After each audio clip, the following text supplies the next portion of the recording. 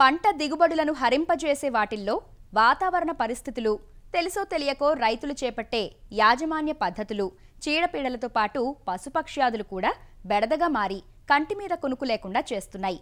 ఎలుకలు, పక్షులతో పాటు ఇటీవలి కాలంలో పంటలపై వన్యప్రాణుల విజృంభణ ఎక్కువగా ఉంటోంది.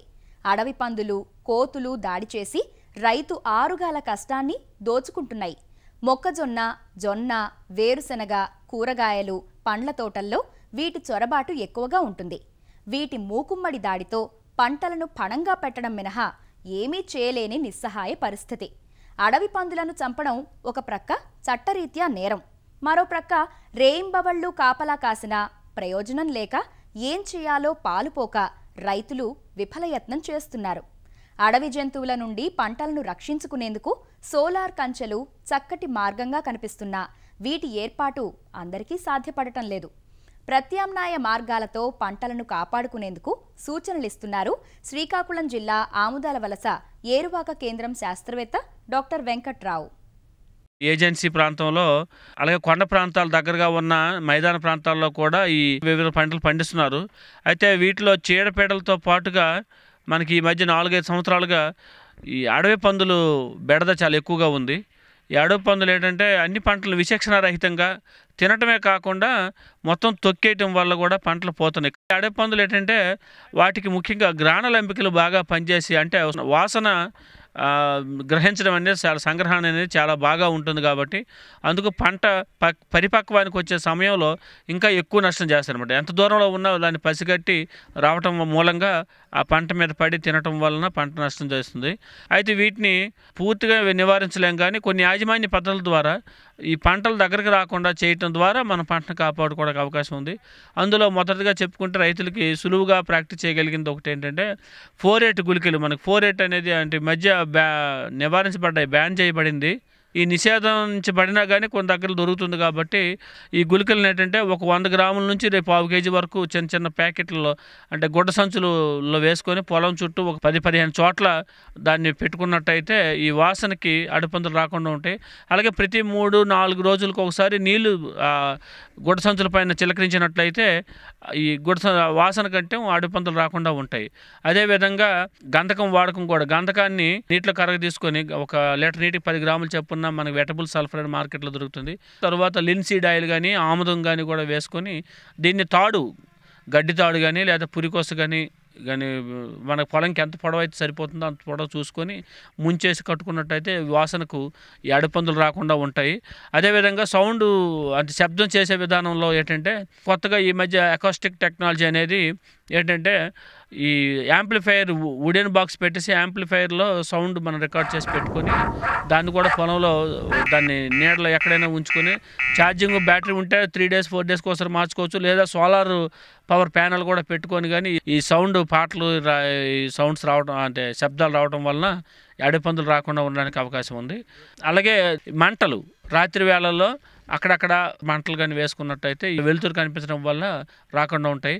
అదేవిధంగా ఇంకోటి ఏంటంటే ఈ విద్యుత్ సదుపాయం గల ప్రాంతాల్లో ఏంటంటే బల్బుకి ఒక బాగా ఎక్కువ వాట్స్ ఉన్న బల్బు, ఎల్ఈడి బల్బులు ఇప్పుడు మనకి 23-32 వాట్స్లో కూడా దొరుకుతున్నాయి. కాబట్టి అలాంటి బల్బులు తీసుకొని దానికి చుట్టూ కన్నాలు ఉన్నటువంటి ఒక మూతను కుండ కానీ లేదంటే ప్లాస్టిక్ డబ్బాని కానీ కన్నాలు పెట్టుకుని అక్కడక్కడ దాన్ని మూసినట్టయితే కాంతి 4 వైపులా వెరజల్లడం వల్ల ఈ లైట్ హౌస్ దగ్గర కాంతి వచ్చినట్టుగా మనకి వెరజల్లడం వల్ల ఎక్కడో ఏమో జరుగుతుందని చెప్పేసి అడవిపందులు రాకుండా ఉంటాయి. అలాగే ఇంకోటి టపాసులు కూడా వాడుకోవచ్చు. అలాగే ఇంకొకటి ఏంటంటే కోడిగుడ్లు సొల్యూషన్. అంటే కోడిగుడ్లు ద్రావకం ఎలా చేయాలంటే కుళ్ళిన కోడిగుడ్లు మనకి హైడ్రోజన్ సల్ఫైడ్ అందులో ఉండడం వల్ల వాసన చాలా కంపు వాసన వస్తుంది. అంటే గుడ్లు ఏంటంటే ఒక ఎకరా మడికి మనం సరిపెట్టాలనుకుంటే 25-30 గుడ్లు సరిపోతాయి. ఆ కుళ్ళు వాసన వచ్చిన గుడ్లని మనం 15 లీటర్ల నీరుకి దగ్గర 100-200 మిల్లీలీటర్ల సొల్యూషన్ మనం కలుపుకొని గట్టు చుట్టూ 4-5 వరుసల్లో పొలంలో కానీ పిచికారి చేసుకున్నట్టయితే ఈ చెడు వాసన ఉండడం వల్ల ఈ అడవిపందులు రాకుండా ఉంటాయి. అదేవిధంగా ఈ ఎగ్ సొల్యూషన్తో పాటుగా దీనికి కూడా గంధకం కూడా కలుపుకున్నట్టయితే ఇంకా మల్టిప్లై అంటే వాసన ఎక్కువగా ఉండి ఇంకా రాకుండా జరుగుతుందన్నమాట. ఈ పద్ధతులు కాకుండా ఈ మధ్యకాలంలో రంగు చీరలు అంటే కలరు కొద్దిగా గులాబీ రంగు కానీ ఎరుపు రంగు కానీ గల పాత చీరలని మనం పొలం చుట్టూ చిన్న చిన్న అలా లైన్ మీదగా వేసుకున్నట్టయితే ఈ ఎవరు ఉన్నారనే భ్రమతో పందులు రాకుండా అడవి పందులు రాకుండా ఉంటాయి. అదేవిధంగా సోలార్ ఫెన్సింగ్ అనేది కూడా ఒక పద్ధతి. ఈ జీవైర్ కానీ ఏదైనా పెట్టుకొని దానికి సోలార్ ఎనర్జీ ద్వారా ఎలక్ట్రికల్ సప్లై వచ్చేటట్టుగా, అంటే ఏంటంటే ఇది ఎక్కువ నష్టం ఉండదు. మామూలు జనరల్ డైరెక్ట్ ఎలక్ట్రికల్ షాక్ వల్ల ఏంటంటే ఈ వైల్డ్ బోర్ యాక్ట్ ప్రకారంగా అది నిషేధం కాబట్టి అలా చేయకూడదు. అదే సోలార్ ఫెన్సింగ్ వల్ల ఏంటంటే చిన్న షాక్ తగులుతుంది అనమాట.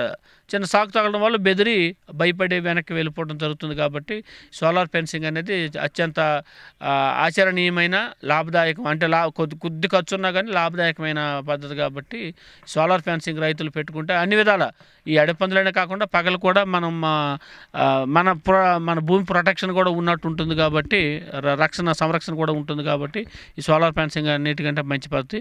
అదేవిధంగా ఇంకోటి ఏంటంటే ఈ మధ్య 4 సంవత్సరాల నుంచి కూడా మనం ఇకోడాన్ అనే ఒక గుళికలు కూడా మనకి మార్కెట్లో దొరుకుతున్నాయి. ఈ ఇకోడాన్ గుళికల వల్ల గుళికలు ఏంటంటే పొలంలో గట్టు చుట్టూ అక్కడక్కడ వేసుకున్నట్టయితే కంపు వాసన ఎక్కువ వస్తాయి. కాబట్టి అడవి పందులు రాకుండా ఉండడానికి అవకాశం ఉంది. అదేవిధంగా ఇకోడాన్ సొల్యూషన్ కూడా దొరుకుతుంది. ఆ సొల్యూషన్ కూడా స్ప్రే చేసుకోవచ్చు పంట చుట్టూ. మనం ఒక 4-5 వరుసల్లో పంట చుట్టూ కానీ పిచికారి చేసుకున్నట్టయితే వారం నుంచి 10 రోజుల వరకు ఆ వాసన వెదజల్లడం వల్ల పందులు ఇటు రాకుండా ఉంటాయి. ఏది ఏమైనప్పటికీ కూడా రైతు సోదరులు ఏంటంటే కమ్యూనిటీ బేస్డ్, అంటే రైతులందరూ కలిసికట్టుగా ఈ పద్ధతుల్లో అన్నింటినీ కూడా వారం 5 రోజులకు కానీ వారం రోజులకు కానీ మార్చుకొని మనం సమగ్రంగా చేసుకున్నట్టయితే పంట నుంచి సమర్థవంతంగా కాపాడి అడవి పందుల బారి నుంచి రక్షించుకొని అధికమైన నాణ్యమైన పంటని సాధించుకోవడానికి అవకాశం ఉంటుంది.